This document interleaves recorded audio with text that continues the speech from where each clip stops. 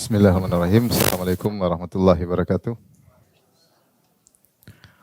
Alhamdulillahi ala ihsani wa syukru lahu ala taufiqihi wa amtinani. Asyhadu an la ilaha illallah wahdahu la syarika lahu ta'ziman li sya'nih wa asyhadu anna Muhammadan abduhu wa rasuluhu ila ridwani. Allahumma shalli alaihi wa ala alihi wa ashabihi wa ikhwani.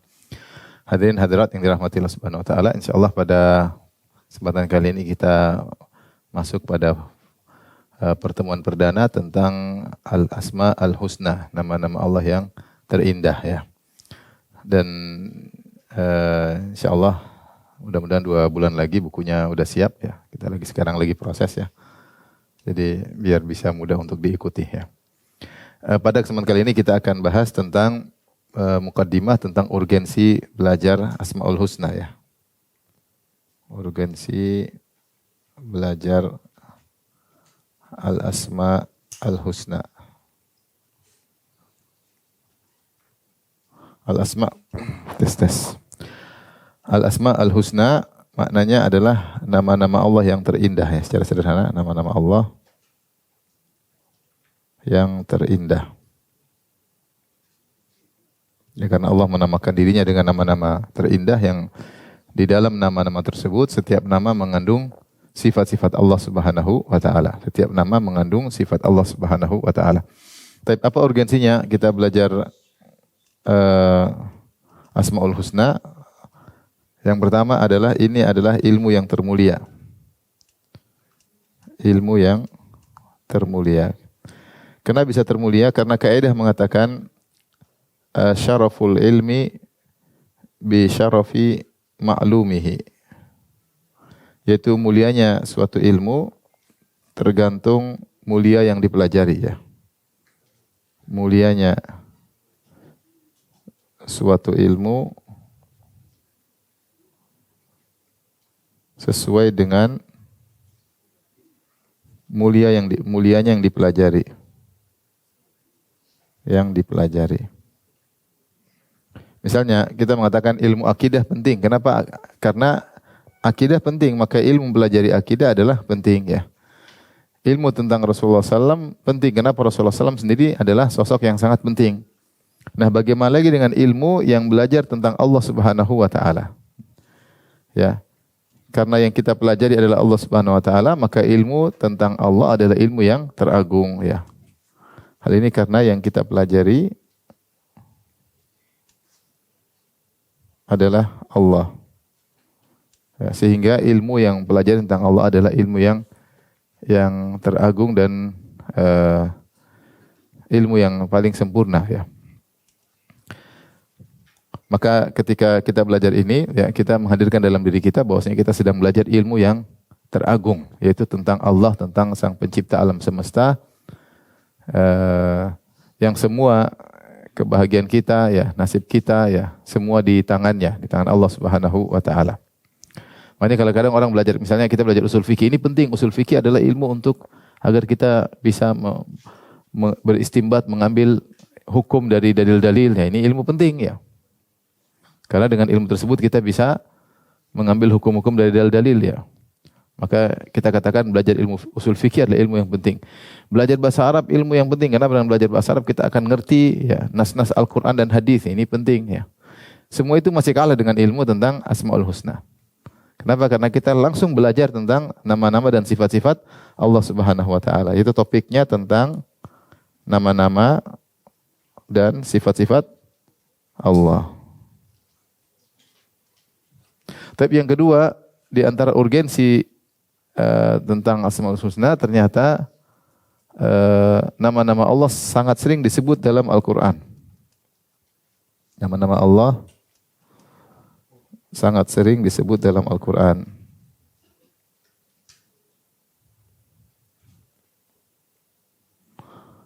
Hampir setiap lembaran kita akan dapati ada penyebutan nama-nama Allah Subhanahu wa taala ya. Setiap lembar Al-Quran hampir setiap lembar Al-Quran ada nama Allah.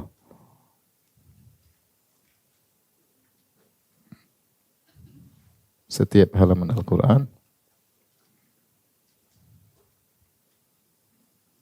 ada nama Allah. Yaitu Allah Subhanahu wa taala mengenalkan dirinya kepada kita dengan nama-namanya.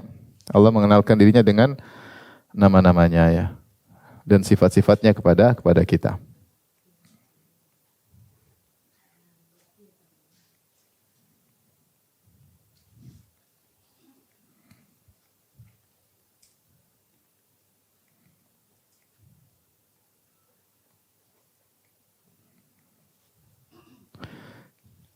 Kita saja baca pertama Al-Fatihah, surat pertama. Kita sudah baca Bismillahirrahmanirrahim. Sudah ada Allah, Bismillah, ada Allah. Kemudian Ar-Rahman, nama Allah juga. Ar-Rahim juga nama Allah. Alhamdulillahi Rabbil Alamin. Rabb, nama Allah juga. Rabbil Alamin. Ar-Rahmanirrahim. Ya, Alhamdulillah Allah Rabbil Alamin. Kemudian Ar-Rahmanirrahim, berulang lagi. Maliki Yaumiddin. Malik juga nama Allah Subhanahu wa taala. Jadi Allah menyebutkan nama-namanya begitu banyak, hampir setiap halaman Quran ada disebut nama-nama Allah Subhanahu wa taala, menunjukkan Allah memperkenalkan dirinya dalam Al-Quran. Maka kita berusaha menyambut perkenalan tersebut dengan memahami apa makna dari nama-nama tersebut ya. Hal ini menunjukkan jadi ketika hampir setiap lembaran Al-Quran ada nama-nama Allah, menunjukkan ini ilmu yang penting. Ilmu memahami nama-nama Allah adalah ilmu yang penting.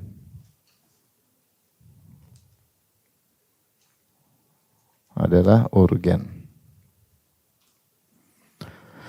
Tapi yang ketiga, di antara yang menunjukkan bahwasanya belajar nama Allah adalah ilmu yang teragung atau sangat urgen, ternyata ayat teragung dalam Al-Quran adalah ayat apa? Ayatul Kursi. Ayatul Kursi. Ya. Ketika dalam suatu hadis Rasulullah SAW bertanya kepada Ubay bin Ka'ab. Ubay bin Ka'ab hafal Quran. Ya. Seorang qari, ahli baca Quran ya. Ubay bin Ka'ab yang dia di zaman Umar bin Khattab suruh jadi imam tarawih. Ya. Kata Rasulullah SAW, ya Abul Munzir, kunyahnya Abul Munzir. Atadri ayu ayatin min kitabillahi ma'aka a'zam? Ya, perhatikan kata Nabi, wahai Abul Munzir, tahukah engkau ayat apa dari Al-Quran yang bersamamu? Yaitu karena dalam dadanya 30 juz ada dalam dadanya ya. Maka Rasulullah bertanya, Al-Quran dalam dirimu, ya. Coba kau cek ayat apa yang paling agung dalam Al-Quran. Subhanallah. Ubay menyatakan Allah wa Rasuluhu a'lam. Allah Rasulullah mengetahui. Rasulullah mengulangi lagi. Coba cek ayat apa yang paling agung dalam Al-Quran yang bersama dalam dirimu. Maka dia pun screening. Kalau kita apa yang mau kita cek? Hafalan tidak ada. Jadi subhanallah, ya Rasulullah bilang Al-Quran dalam dirimu. Coba cek ayat apa yang berarti dia benar-benar paham. Maka dia cek. Maka langsung dijawab Allahu la ilaha illa huwal hayyul qayyum. Maka Ubay bin Ka'ab jawab dengan ayatul kursi. Yaitu. Maka setelah itu Rasulullah SAW menepuk dada Ubay seraya bahagia dengan mengatakan wallahi liyahnikal ilmu ya Abul Munzir. Demi Allah bahagialah engkau dengan ilmu yang kau miliki. Yaitu kau sudah tahu Al-Quran dan kau paham isinya dan kau tahu mana ayat yang paling agung.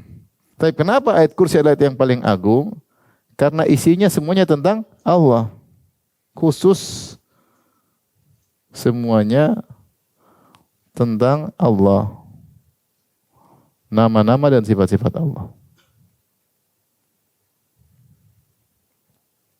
Allahu la ilaha illa huwal hayyul qayyum. Allah tidak ada yang berhak disembah kecuali Allah. Al-Hayyu nama Allah. Allah, Al-Hayyu, Al-Qayyum semua nama Allah. Al-Hayyu yang maha hidup. Al-Qayyum yaitu yang maha tegak dan menegakkan yang lain. Kemudian Allah jelas sifatnya di antara konsekuensi dari dia maha hidup dan maha tegak. La ta'khudhuhu sinatu wala naum. Dia tidak pernah ngantuk dan tidak apalagi tidur. Kalau dia tidak tegak, tidak kuat, dia akan letih, capek, kemudian tidur ya. Lahu ma fis samawati wa ma fil ard. Seluruh alam semesta ini langit dan bumi adalah miliknya. Man dzalladzi yashfa'u 'indahu illa bi'izni. Siapa yang berani dikasih syafaat kecuali dengan izin Allah Subhanahu wa taala. Dengan tentang ilmunya, ya'lamu ma baina aydihim wa ma khalfahum wa la yuhituna bi syai'in min ilmihi illa bima syaa'. Kemudian wasi'a kursiyyuhus samawati wal ard ya. Kursinya meliputi langit dan bumi. Wala ya'uduhu hifdzuhuma, dan tidak merepotkan Allah untuk menjaga langit dan bumi. Wa huwal aliyyu al-azim. Dia maha tinggi dan maha agung. Jadi ayat ini adalah ayat teragung karena dia khusus bicara tentang apa? Allah Subhanahu wa taala. Khusus tentang Allah Subhanahu wa taala. Jadi ilmu yang pembicaraan tentang Allah itu ilmu yang teragung karena topiknya, kontennya atau topiknya tentang Allah Subhanahu wa taala. Baik, ini ayat teragung.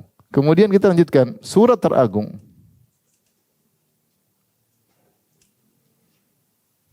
Surat apa Ibu? Al-Fatihah. Al-Fatihah. Yang disebut oleh Nabi sallallahu alaihi wasallam Ummul Quran. Kata Nabi sallallahu alaihi wasallam, la salata liman lam yaqra bi Ummil Quran. Tidak sah orang yang salat tidak baca Ummul Quran Al-Fatihah. Kenapa disebut itu induk ya? Maksudnya induk. Kenapa induk Al-Quran disebut seakan-akan kata para ulama seluruh ayat surat yang datang setelahnya itu adalah syarah dari Al-Fatihah. Seakan-akan demikian. Kita dalam Quran 114 surat. Seakan-akan 113 surat setelahnya adalah syarah penjelasan dari surat Al-Fatihah. Ini mirip seperti ketika para ulama menamakan hadis Jibril dengan Ummus Sunnah. Hadis Jibril ketika Rasulullah ditanya, fa akhbirni anil Islam, akhbirni anil iman, akhbirni anil ihsan, akhbirni anis sa'ah.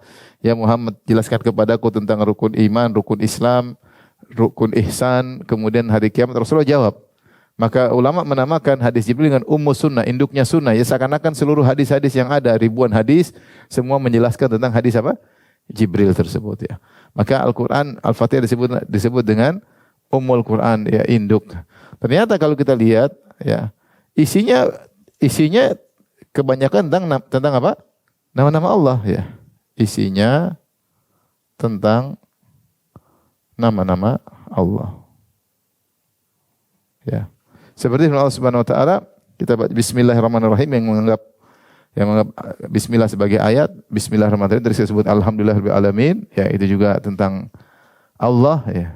Ar-Rahman, Ar-Rahim juga tentang nama-nama Allah, Maliki Yaumiddin. Ini juga nama-nama Allah. Ini semua muqaddimah untuk memuji Allah Subhanahu wa taala. Setelah itu baru tawassul, iyyaka na'budu wa iyyaka nasta'in, baru permintaan ihdinas siratal mustaqim, siratal ladzina an'amta 'alaihim ghairil maghdubi 'alaihim waladdallin, amin. Dan seterusnya juga tentang sifat-sifat Allah. Jadi coba ya, alhamdulillahirabbil alamin. Ada berapa nama Allah situ? Alhamdulillah. Kemudian Rabb, dua kan? Lillahirabbil alamin. Ar-Rahman berarti yang ketiga. Ar-Rahim berapa?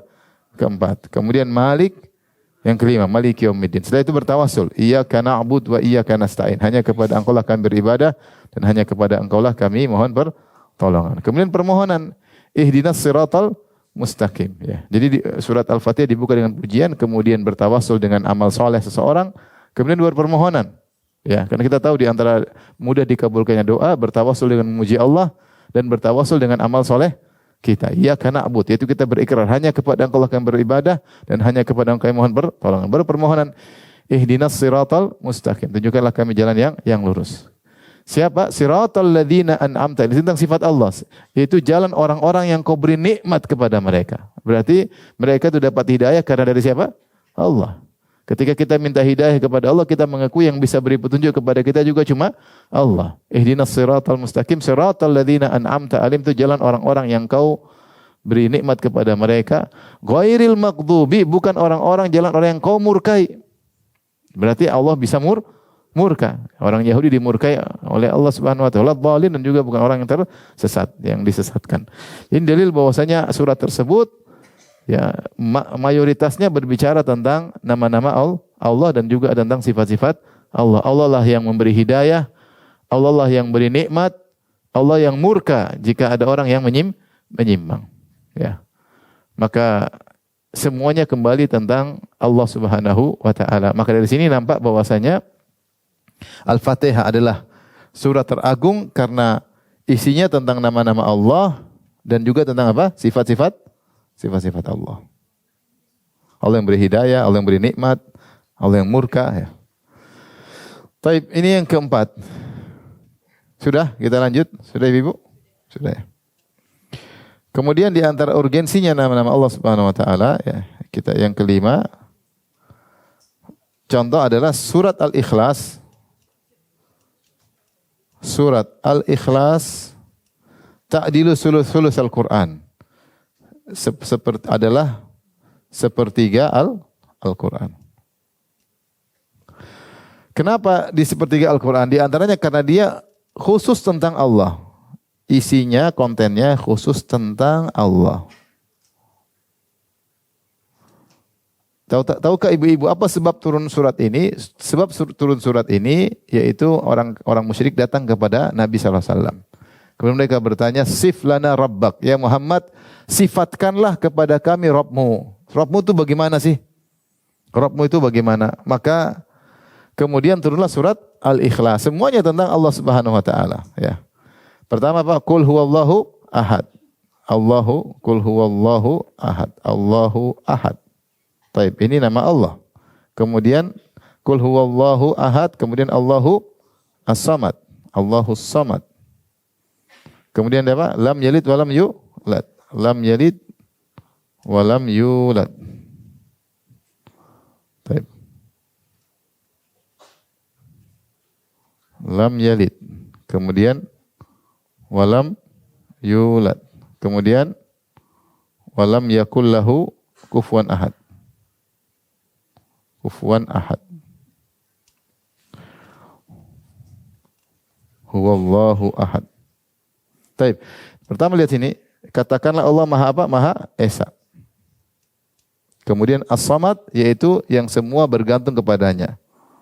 Tidak butuh kepada siapapun. Karena Samad artinya sempurna dan yang lain butuh kepadanya.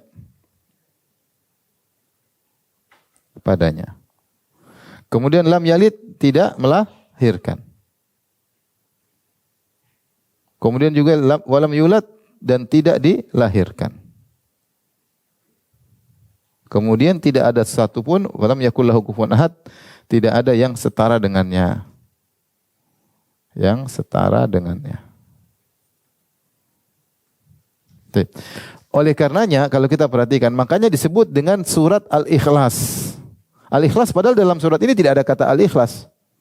Padahal kita nama-namanya surat biasanya ada lafalnya seperti surat Al-Baqarah karena disebutkan Baqarah. Surat Al-Fil karena memang ada apa bi ashabil fil, ada Al-Fil ya. Seperti itu ya. Rata-rata demikian ya. Karena Al-Ikhlas ini artinya yang dimurnikan. Surat dimurnikan. Ikhlas, murnikan. Kenapa? Karena surat ini dimurnikan khusus untuk Allah. Khusus untuk menjelaskan sifat-sifat Allah. Maka disebut dengan Al-Ikhlas. Disebut dengan surat apa? Al-Ikhlas. Dan kalau kita mau perhatikan ini boleh kita katakan adalah kalau kita ini syarat-syarat Tuhan. Ya. Kalau mau jadi Tuhan harus memenuhi persyaratan ini. Ya. Ketika itu Nabi ditanya, sif lana rabbak, jelaskan kepada kami sifat Tuhanmu. Maka Rasulullah turun ayat ini. Kalau mau jadi Tuhan harus memenuhi persyaratan ini. Berapa syarat? 1, 2, 3, 4, 5. Coba kasih masuk satu Tuhan yang selain Allah masuk coba. Coba Nabi Isa. Allah Ahad. Nabi Isa yang seperti Nabi Isa ternyata bukan dia sendiri. Yang seperti dia banyak. Dia tidak Maha Esa. Allahus Samad tidak butuh. Nabi Isa butuh makan enggak?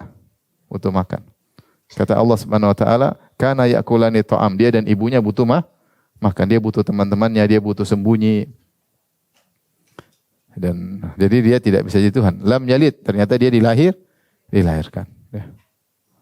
Lam yalid, dilahirkan. Berarti dia dulu tidak ada, kemudian baru muncul. Walam yulad, dan dia juga dia tidak melahirkan dan tidak dilahirkan. Nabi Isa ternyata dilahirkan ya.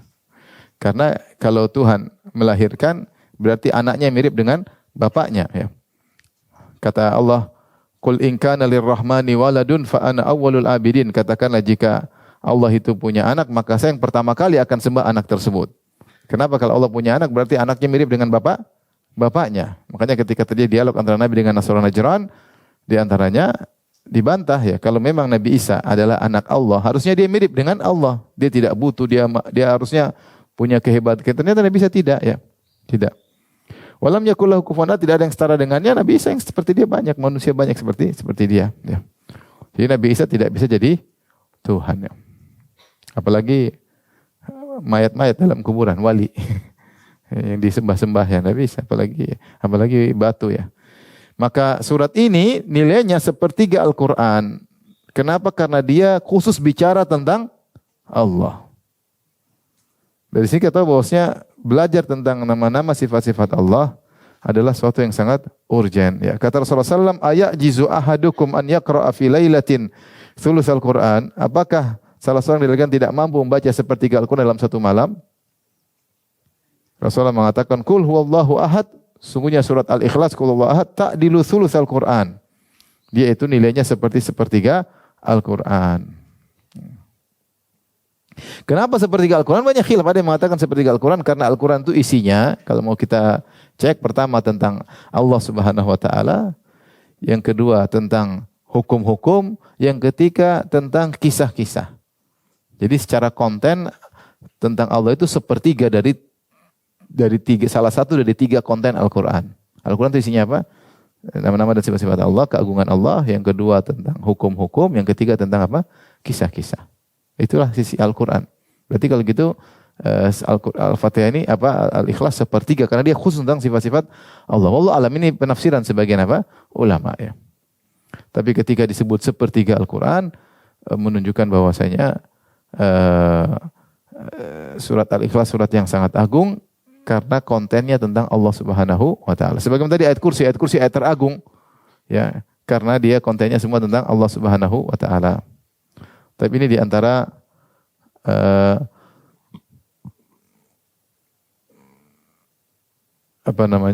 ilmu adalah ilmu yang paling mulia ya.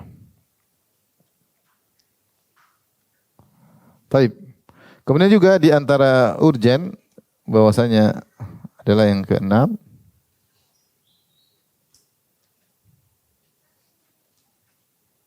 Allah memerintahkan kita untuk belajar nama-namanya. Allah memerintah kita untuk mempelajari nama-namanya.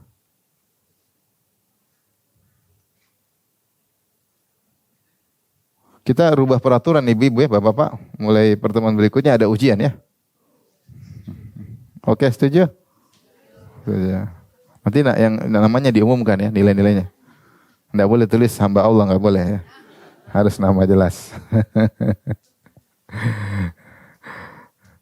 Baik, Allah mintakan kita belajar nama-namanya, di antaranya seperti Allah Subhanahu wa taala, fa'lamu, ketahuilah. Allah mengatakan fa'lamu. Kemudian Allah mengatakan misalnya i'lamu, ketahuilah, li ta'lamu ya. Kata Allah, nabbi ibadi anni anal ghafurur rahim wa anna adzabi huwal adzabul alim ya. Fa'lam ya, ini contoh. Maksudnya Allah suruh ilmuilah. Ini secara umum hanya ilmuilah. Ilmuilah tentang Allah Subhanahu wa taala. Fa'lamu annallaha syadidul iqab misalnya. Ketahuilah bahwasanya Allah begini, i'lamu ya, ketahuilah seperti li ta'lamu annallaha ala kulli syai'in qadir, agar kita tahu Allah itu maha kuasa atas segala sesuatu. Annallaha qad ahata bi kulli syai'in ilma, bahwasanya ilmu Allah meliputi segala sesuatu. Nabbi ibadi anni anal ghafurur rahim, kabarkanlah kepada hamba-hambaku wahai Muhammad, sungguhnya aku adalah maha pengampun lagi maha penyayang. Wa anna adzabi wal adzabul alim. Jadi Allah suruh belajar. Fa'lam annahu la ilaha illallah wastaghfir dzambik, ketahuilah bahwasanya tidak ada yang berhak disembah kecuali Allah dan minta ampunlah kepada Allah. Ya.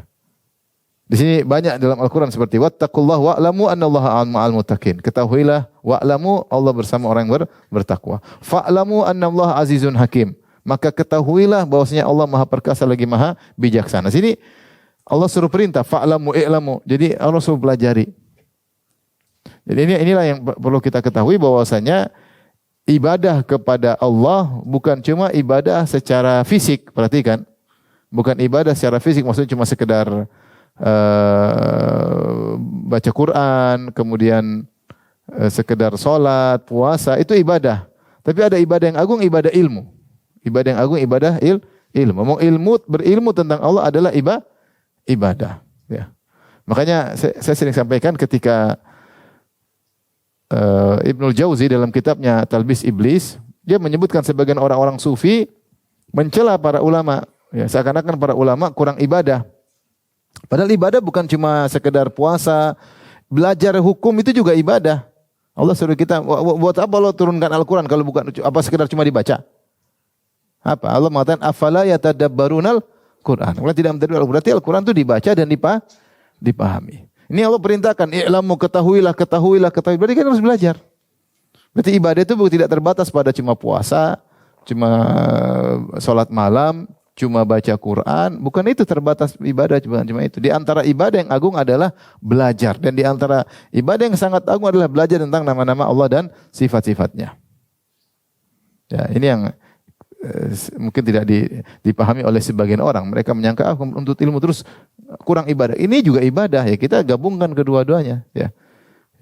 Gabungkan kedua-duanya. Makanya ketika ditanya apa banyaknya ibadah dari Abu Darda, istrinya berkata, Abu Darda mengatakan atafakkur wa tadabbur.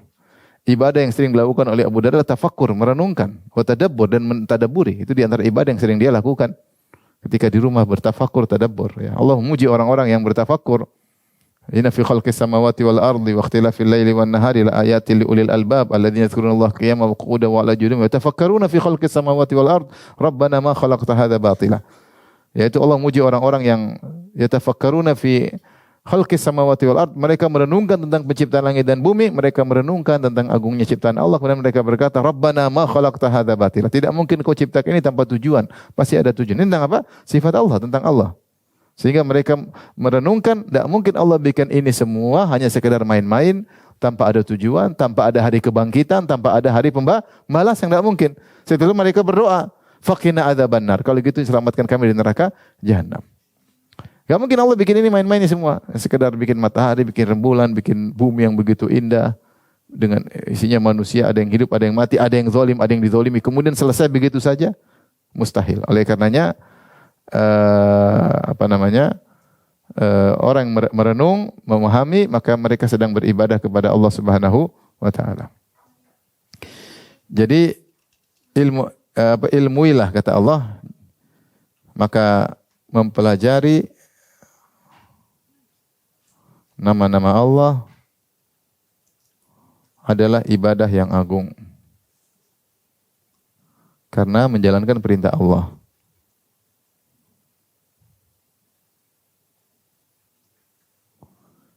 Secara umum Allah menyuruh kita mentadaburi Al-Quran. Secara umum Allah menyuruh kita mentadaburi Al-Quran, dan dalam Al-Quran banyak sekali ayat-ayat tentang nama-nama dan sifat-sifatnya. Secara khusus Allah bilang, ketahuilah bahwasanya Allah adalah Maha Perkasa, Maha Bijaksana, Aziz, Hakim, nama-nama Allah. Ketahuilah bahwasanya innallaha bikulli syai'in alim, anallaha bikulli syai'in alim, bahwasanya Allah Maha berilmu. Ketahuilah bahwasanya Allah Maha melihat. Ini khusus datang. Jadi secara umum Allah suruh kita tadabbur Al-Quran, dan banyak isi Al-Quran tentang nama-nama Allah. Secara khusus Allah suruh kita memahami tentang nama-namanya. Ya. Seperti firman Allah, wa'lamu annallaha ya'lamu ma fi anfusikum. Ketahuilah Allah mengetahui apa dalam hati kalian, fahdharuh, maka waspadalah. Jangan sembarang kalian berfikir, jangan sekalian sembarang menghayal, karena apa yang terbetik dalam benak kalian pun Allah Maha tahu. Dan seterusnya banyak sekali dalam Al-Quran. Wa'lamu anallahu ghaniyun hamid. Ketahuilah bahwasanya Allah Maha kaya dan Maha terpuji. Wa'lamu anallaha syadidul iqab. I'lamu anallaha syadidul iqab. Ketahuilah bahwasanya Allah siksaannya keras. Wa anallaha ghafurur rahim. Dan maksudnya Allah Maha Pengampun lagi Maha Penyayang. Ayat seperti ini banyak kalau kita lihat di Al-Quran, banyak sekali. Baik. Ini yang keberapa Ibu? Yang keenam. Berikutnya yang ketujuh.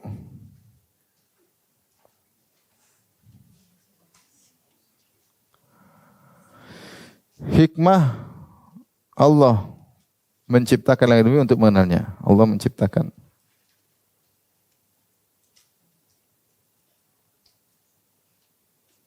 Dan bumi adalah untuk mengenalnya. Lihat dalam surat At-Talaq ayat 12. Quran surat At-Talaq ayat 12.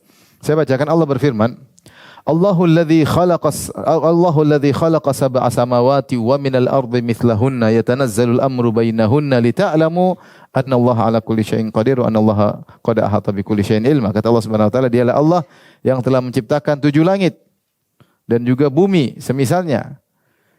Kata Allah, yatanazzal amru bainahunna, kemudian perintah Allah berlaku di antara keduanya. Allah ciptakan langit, Allah dengan berlapis-lapis, Allah ciptakan bumi, kemudian ada peraturan yang berlaku, ciptaan-ciptaan Allah yang berlaku di antara langit dan bumi, tentang malaikat, tentang manusia, tentang hewan-hewan, tentang semua kejadian antara langit dan bumi. Buat apa? Kata Allah, lita'lamu annallaha ala kulli syai'in qadir. Lita'lamu annallaha ala kulli syai'in qadir. Kata Allah, agar kalian mengetahui, agar kalian tahu kenapa Allah ciptakan langit dan bumi, agar kalian tahu bahwasanya Allah ala kulli syai'in qadir, Allah Maha Kuasa atas segala sesuatu.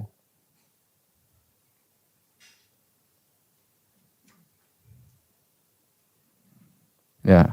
Jadi untuk mengetahui Allah ala kulli syai'in qadir, kita ini ternyata tujuan Allah ciptakan langit dan bumi dengan menjalankan segala kejadian antara langit dan bumi agar kalian tahu Allah Maha Kuasa atas segala sesuatu. Lita'lamu annallaha ala kulli syai'in qadir wa annallaha qad ahata bikulli syai'in ilma. Bikulli syai'in ilma, dan bahwasanya ilmu Allah meliputi segala sesuatu.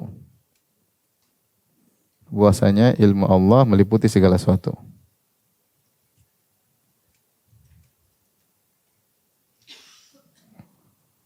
Makanya ternyata Allah menciptakan langit dan bumi ini adalah agar kita tahu Allah Maha Kuasa. Lihat luar biasa bagaimana berarti Allah begitu maha hebat bisa menciptakan alam seperti ini, langit seperti ini, bumi dan keteraturan yang luar biasa, matahari pada orbitnya, rembulan pada orbitnya, kemudian hukum-hukum alam yang terjadi luar biasa. Ini semua yang bikin sangat hebat agar kalian tahu bahwasanya Allah Maha Kuasa atas segala sesuatu. Dan agar kalian tahu bahwasanya seluruh ilmu Allah meliputi semuanya, karena semua ciptaan Allah. Kalau semua ciptaan Allah berarti ilmu Allah meliputi seluruh ciptaannya. Ini berarti tentang asma dan sifat. Ya. Tadi juga saya sebutkan tadi Rabbana ma khalaqta hadza batila. Ketika orang merenungkan bahwasanya Allah menciptakan langit dan bumi pergantian siang dan malam, dia memang tidak mungkin Allah ciptakan ini cuma sia-sia main-main aja tanpa ada hari pembalasan, tanpa ada hari kebangkitan, ya tidak mungkin. Tidak mungkin Allah main-main. Pasti ada hikmahnya. Tapi yang berikutnya, yang ke-8,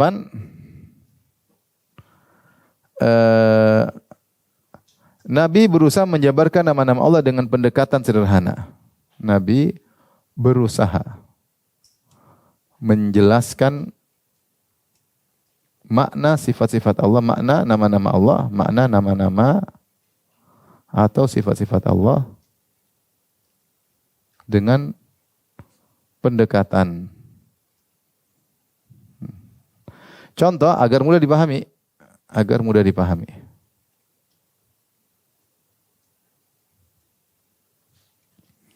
Contoh ketika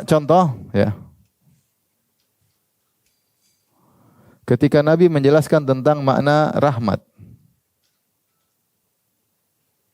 menjelaskan makna Allahu Ar-Rahim, Ar-Rahman, Ar-Rahim. Yang itu maha pengasih lagi maha apa?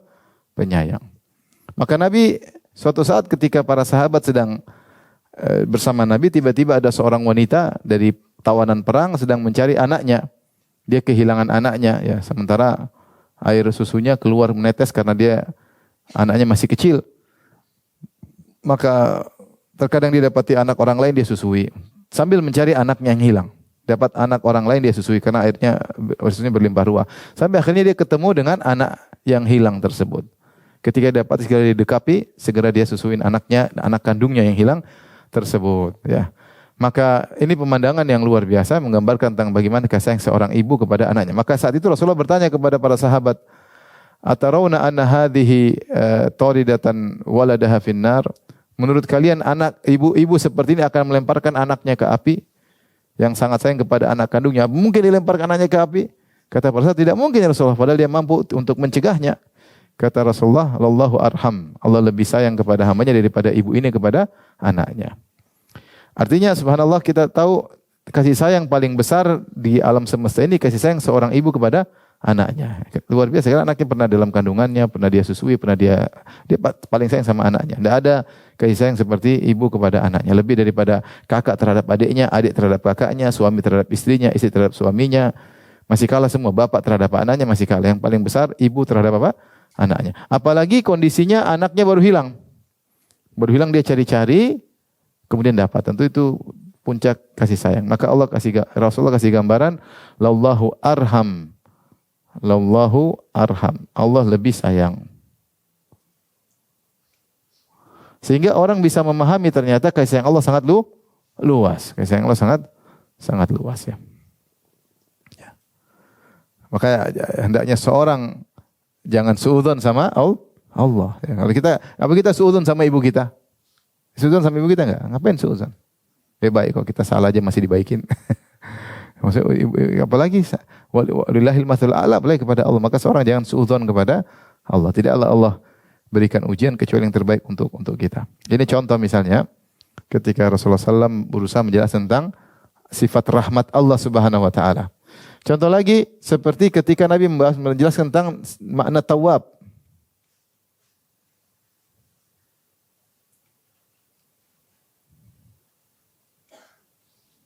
Tentang at-tawwab. At-tawwab artinya apa? Maha menerima taubat ya. At-tawwab maha menerima taubat, tentang taubat. Maka Rasulullah SAW mengatakan, "Lallahu asyaddu farahan bi taubati 'abdihi hina yatubu ilaihi." Sungguhnya Allah lebih gembira dengan taubatnya seorang hamba ketika bertobat kepada Allah daripada salah seorang dari kalian sedang di tengah padang pasir, sedang bawa ontanya, tiba-tiba ontanya ucul, ontanya kabur. Dan dia terjebak di tengah padang pasir, sementara seluruh bekalnya wa alaiha ta'amuhu wa syarabu, makanan dan minumannya ada di onta tersebut. Ternyata onta tersebut lepas sehingga dia di tengah padang pasir, maka dia pun fattaja tahta dhilli syajarah, maka di situ ada pohon-pohon kering di tengah padang pasir, dia berusaha berbaring dan putus asa. Waqad ayisa min rahilatihi, dia sudah putus asa, ontanya enggak bakalan balik. Ya sudah, ngapain dia jalan juga tidak bakalan ketemu air. Mungkin dia sudah berusaha cari enggak ketemu, maka dia tinggal tunggu kematiannya. Maka dia berbaring di bawah pohon tersebut untuk menunggu kematiannya. Fa bainama huwa kadzalik idh huwa biha qa'imah, ketika dia sudah pasrah mati, tiba-tiba ontanya muncul lagi. Wa 'alaiha ta'am wa syarabu, dan di ontanya masih ada bekalnya, minumnya masih ada, makanannya masih ada. Fa akhadha bi khitamiha, maka segera dia pegang tali kekang onta tersebut, kemudian dia berterima kasih kepada Allah, berkata, Allahumma anta abdi wa ana rabbuk. Ya Allah, sungguh benar engkau adalah hambaku, aku Tuhanmu. Kata Nabi, akhta'a min syiddatil farah, salah ngomong karena saking apa? Gembira. Ketika dia merasa bakalan mati, dan dia sudah memastikan saya bakalan mati, dan sudah merasakan tanda-tanda kematian, mulai kelaparan, mulai dehidrasi, mulai pandangan mulai kabur, siap mati. Tahu-tahu ada kesempatan hidup lagi. Itu kebahagiaan yang sangat, kegembiraan luar biasa. Kata Nabi, Allah lebih bergembira kalau ada yang bertobat dari gembiranya orang ini. Sehingga orang tidak ragu untuk bertobat kepada Allah. Ya. Tujuannya apa? Agar jangan ragu bertobat.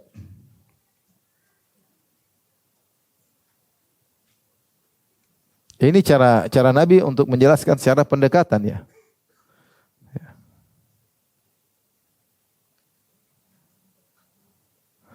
Contoh lagi misalnya Rasulullah menjelaskan tentang Al-Ghafur ya. Maksudnya Rasulullah jelaskan tentang Al-Ghafur ketika menjelaskan tentang Al-Ghafur.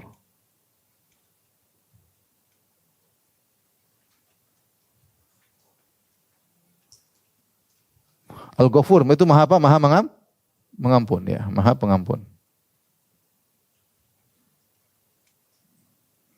Rasulullah bercerita ya tentang sifat Allah. Kata Allah, ketika ada seorang bermaksiat, Allah berkata, "Adznaba 'abdi dzamban." Ada hambaku melakukan dosa. Fa alima anna lahu rabban yaghfiru dzamba. Dan ketika dia berdosa, dia tahu Tuhan dia itu Maha Pengampun dosa.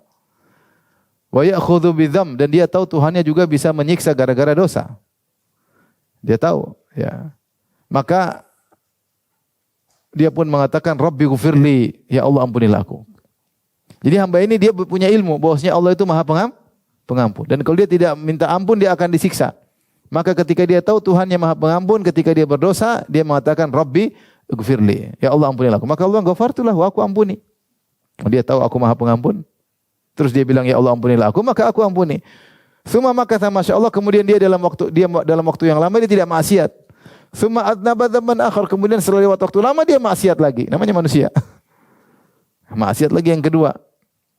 Ketika dia maksiat yang kedua, kata Allah juga, alima abdi anna lahu rabban yaghfiru dzam wa ya'khudhu bidzam. Hambaku yang bermaksiat ini tahu Tuhannya Maha Pengampun dan juga bisa menyiksa karena dosa. Maka dia minta ampun lagi, Rabbi ghfirli, ya Allah ampunilah aku. Kata Allah, ghafartu lahu, aku ampuni dia. Semua maka Masya Allah, kemudian dia berapa lama tidak maksiat ya, karena baru sadar. Kemudian maksiat lagi yang ketiga.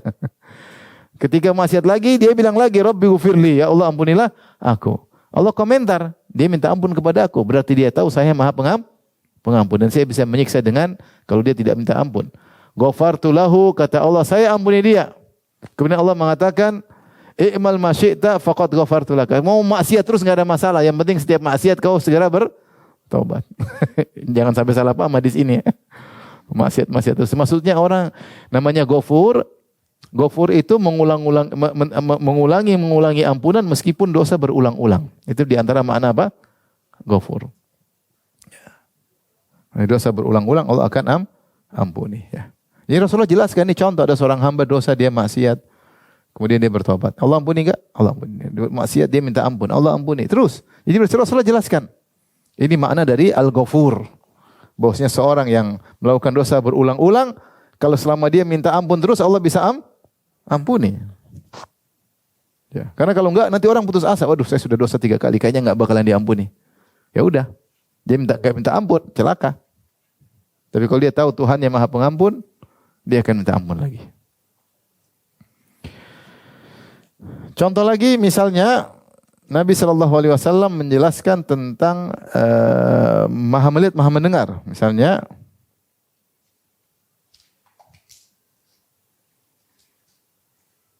Nabi menjelaskan, ini 1, 2, 3, 4. Nabi menjelaskan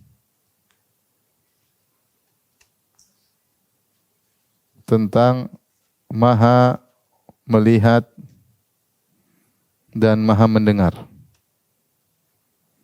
Ketika Nabi SAW membacakan firman Allah Subhanahu wa taala dalam surat An-Nisa, Allah berfirman, innallaha ya'murukum an tu'addul amanati ila ahliha wa idza hakamtum bainan nasi an tahkumu bil adl innallaha ni'ma ya'idzukum bih innallaha kana sami'an basira. Ya.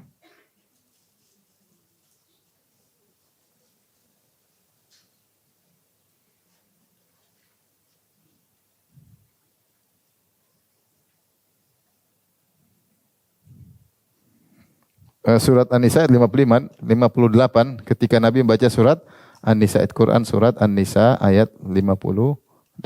Maknanya, sungguhnya Allah memerintahkan kalian untuk menyampaikan amanat kepada yang berhak menerimanya. Wa idza hakamtum bainan nas, kalau kalian menjelaskan hukum di antara manusia, antahkum bil adl, hendaknya kalian berhukum dengan keadilan. Kenapa? Ya, kalian harus kembalikan amanah. Dan kalian harus berhukum dengan adil. Perhatikan ayatnya. Innallaha ya'murukum an tu'addul amanati ila ahliha. Allah perintahkan kalian untuk mengembalikan amanah kepada pemiliknya. Wa idza hakamtum bainan nas, kalau kalian jadi hakim berhukum, antahkumu bil adil, di antara manusia hukumlah dengan adil, jangan sampai pilih kasih. Kenapa? Innallaha na'ima ya'idzukum bih, karena Allah menasihati kalian, ya, memberi pengajaran yang sebaik-baiknya kepada kalian. Innallaha kana sami'an basira, karena Allah Maha mendengar lagi Maha melihat lagi Maha mendengar.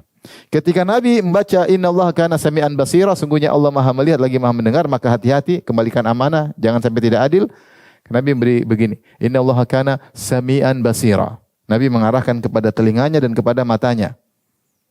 Innallaha kana sami'an basira, sungguhnya Allah Maha mendengar lagi Maha melihat. Maksudnya Rasulullah menjelaskan Allah itu benar-benar melihat dan benar-benar mendengar. Bukan Nabi sedang menyamakan mata Allah dengan mata manusia atau telinga Allah dengan enggak. Ya, tapi Nabi sedang menjelaskan Allah benar-benar melihat dan benar-benar apa? Mendengar. Ini Nabi lakukan. Ya. Nabi kasih isyarat ke mata dan telinganya beliau untuk menjelaskan Allah benar-benar apa? Allah benar-benar Maha melihat dan mendengar, Maha mendengar dan melihat.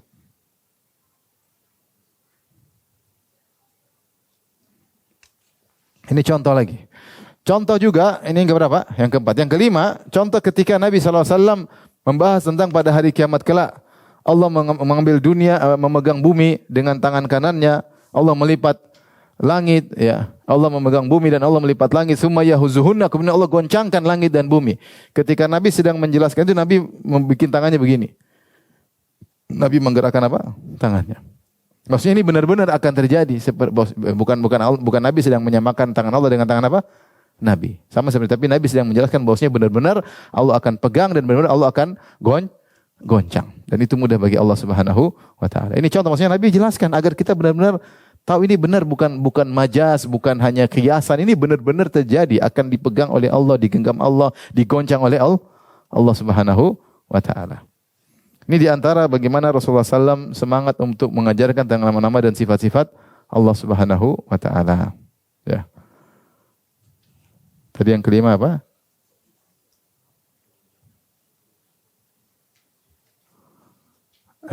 Ketika Nabi menjelaskan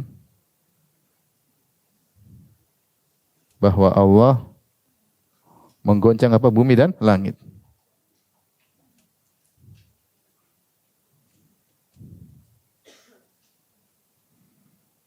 Ya, Nabi mengisyaratkan dengan tangannya. Mengisyaratkan dengan tangannya. Dengan tangannya.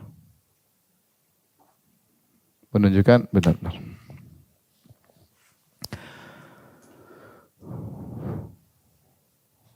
Taib, paham ya Ibu?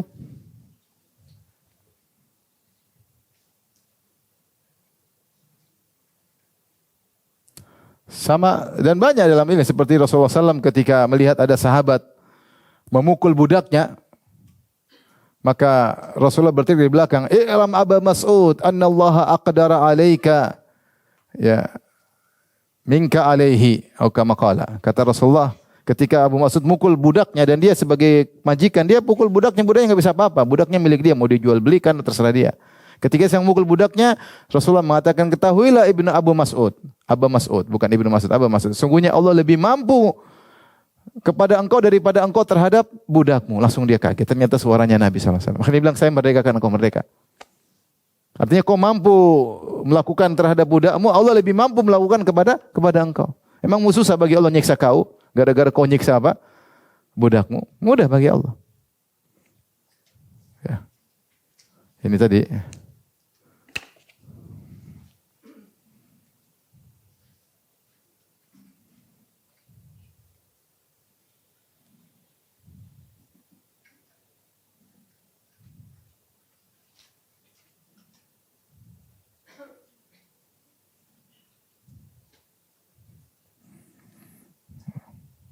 Saya bacakan hadisnya.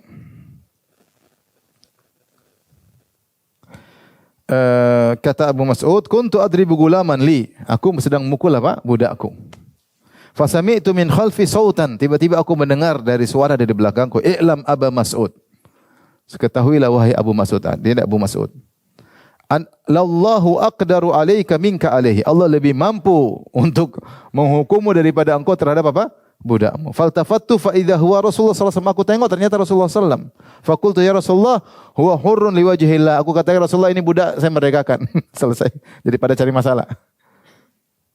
Kemudian kata Rasulullah, ama law lam taf'al lafahatkan naru aw lamasatkan nar. Seandainya kau tidak merdekakan budakmu, kau akan disentuh oleh api neraka. Subhanallah. Di sini Rasulullah menggunakan sigot tafdhil, yaitu lebih lallahu aqdar, lebih kuasa daripada engkau, ya. Paham Ibu? Ya, atau enggak paham? Ibu kan malu kalau enggak paham, bilang paham, ternyata enggak paham. 1 2 3 4 5 6 ya. Apa kata Nabi sallallahu alaihi wasallam? "I'lam Aba Mas'ud lallahu aqdaru 'alaika minka 'alaihi." Minka 'alaihi. Ketahuilah Abu Mas'ud, sungguhnya Allah lebih berkuasa. Ini maksudnya lebih kuasa atasmu. Aqdar maksudnya lebih kuasa atasmu daripada engkau terhadap budakmu, daripada engkau kepada budakmu. Jadi Rasulullah jelasin tentang sifat kudrah. Tentang sifat apa? Kudrah. Ini tentang sifat kudrah, yaitu maha kuasa. Kudrah. Ini contoh yang ke-6. Dan seperti ini banyak ya. Jadi saya menyebutkan beberapa contoh saja ya. Bahwasanya Allah Subhanahu wa taala, Rasulullah bisa menjelaskan tentang maha kuasa Allah, tentang Taib, demikian juga Allah pun menjelaskan. Ini ke-9. Ini sudah belum Ibu? Kita lanjut.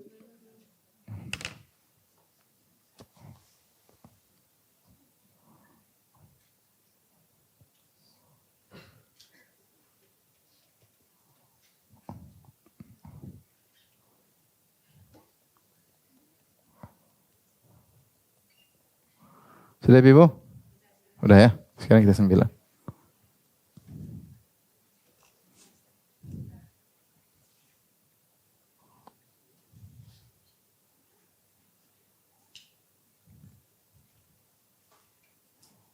Yang 9. Allah juga menjelaskan, menjelaskan tentang sifat-sifatnya. Banyak dalam Al-Quran.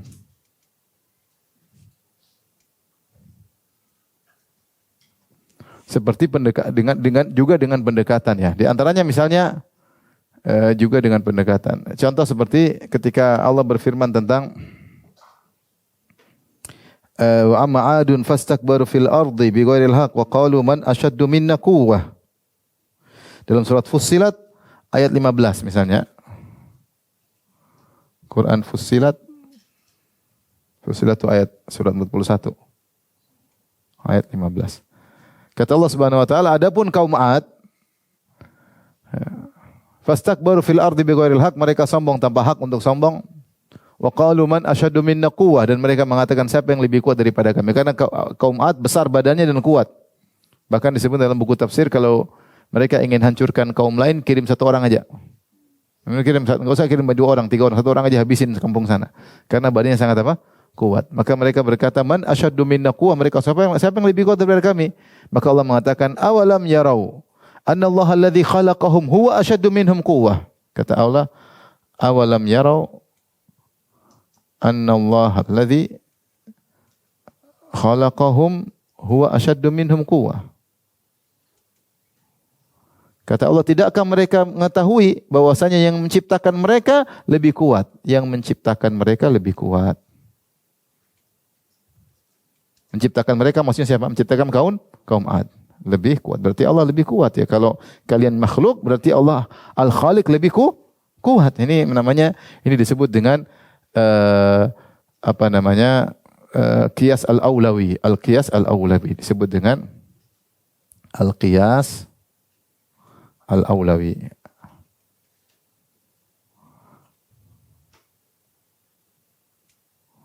Gampangannya, kalau makhluk aja kuat, tentu Allah lebih kuat. Kalau Allah makhluk berilmu, tentu Allah lebih berilmu. Kalau makhluk mendengar, Allah lebih mendengar. Namanya qiyas al-awlawi, lebih utama ya. Jika makhluk kuat, tentu Allah lebih kuat. Tentu Allah penciptanya lebih kuat.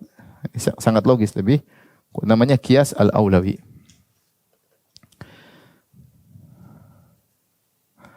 Contoh seperti Allah mengatakan Allah menggandengkan dengan, seperti dalam Al-Quran juga Allah mengatakan misalnya, ini satu contoh. Contoh lain misalnya, ini contoh satu.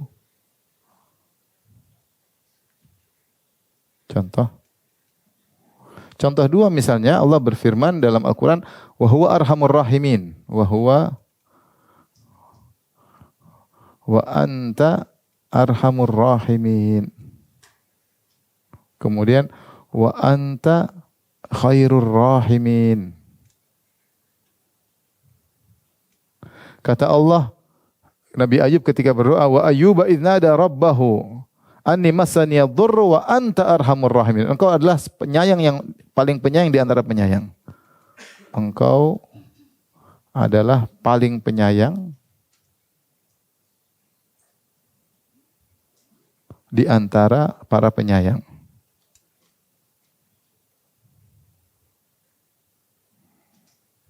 Ya.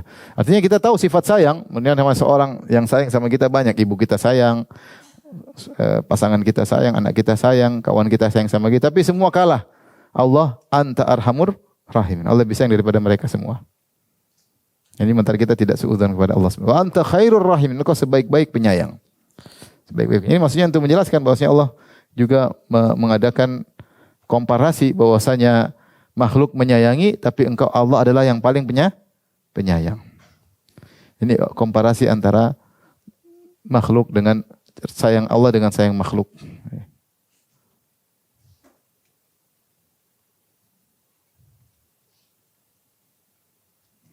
Sayangnya makhluk dengan sayangnya Allah. Lihat ketika Nabi Musa, saya sering sampaikan, ketika Nabi Musa alaihissalam berdoa ketika disuruh dakwah Fir'aun, dia takut. Maka dia berdoa dengan doanya yang masyhur, Rabbi shrah li sadri wa yassir li amri wahlul 'uqdatam yafqahu qawli waj'al li waziran min ahli Haruna akhi ushdud bihi azri wa asyriku fi amri. Doa yang masyhur, ya Allah, lapangkanlah dadaku, ya. Kemudian mudahkanlah urusanku, hilangkan kekuatan dari lisanku agar aku bisa bicara mereka pahami. Jadikanlah Harun sebagai penguatku, ya, dan seterusnya. Kata Allah, qala qad utita su'laka ya Musa, sungguh aku telah mengabulkan doamu. Doa langsung dikabulkan. Kemudian kata Allah, wa laqad mananna 'alaika marratan ukhra, dan sebelumnya saya juga sudah kasih kau banyak nikmat. Idz auhayna ila ummika ma yuha, ketika kau masih kecil, kau belum bisa berdoa, saya sudah tolong kau, ya. Maksudnya Allah ingin mengatakan, wahai Musa, sekarang kau minta, saya pasti kabulkan. Dulu waktu kau masih kecil belum bisa minta pun saya sudah kasih nikmat. Ketika kau lahir ingin dibunuh oleh Fir'aun, saya ilhamkan kepada ibumu agar kau ditaruh di keranjang, kemudian dilepaskan. Wa alqaitu 'alaika mahabbatan minni, dan aku memberikan rasa cinta kepadamu dariku. Setiap orang lihat kau pasti sayang sama kamu. Semua yang tolong siapa? Allah. Allah bilang saya bantu kamu, saya tolong kamu, padahal kau belum bisa minta sama sekali. Ya, apalagi kalau kau sudah minta. Ini menunjukkan Allah sangat sayang kepada hambanya. Tapi yang berikutnya, yang ke-9, 10 ya. Ya, semakin banyak semakin susah ujiannya. Semakin mengenal Allah, semakin baik ibadah. Semakin baik ibadah. Kaidah mengatakan tak kenal maka tak sayang. Maka semakin cinta. Juga semakin takut maksiat. Semakin cinta kepada Allah, sehingga semangat ibadah, sehingga khusyuk dan semangat ibadah. Sehingga khusyuk dan semangat ibadah. Kalau kita kenal Allah, kita akan semangat ibadah dan kita semakin cinta sama Allah. Semakin takut maksiat. Semakin takut maksiat, ya. Makanya seorang ulama salaf mengatakan, man kana billahi a'raf kana minallahi akhwaf. Siapa yang lebih kenal Allah, maka dia semakin takut kepada Allah. Wa li ibadatihi atlab, dan semakin semangat beribadah, wa an ma'siyati ab'ad, dan semakin jauh dari maksiat. Ya, kalau kenal Allah maka tak kenal maka tak sayang. Benar enggak? Tak kenal maka tak cinta. Pepatah mengatakan tak kenal maka tak cinta. Mungkin mencintai Allah harus kenal Allah sifat-sifatnya, ya. Sifat-sifat Allah Subhanahu wa taala, ya. Maka seorang, ya, ketika tahu tentang sifat-sifat Allah, dia semakin semangat ibadah, dia semakin khusyuk. Ketika salat Allah sedang lihat dia, Allah mengetahui isi hatinya, dia akan semakin khusyuk. Dan dia semakin takut maksiat, karena Allah Maha melihat, Allah mendengar, maka dia semakin takut kepada Allah Subhanahu wa taala.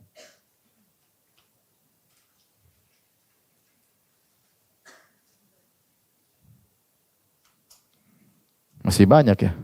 Sudah dulu, ya. Nanti ujiannya semakin susah.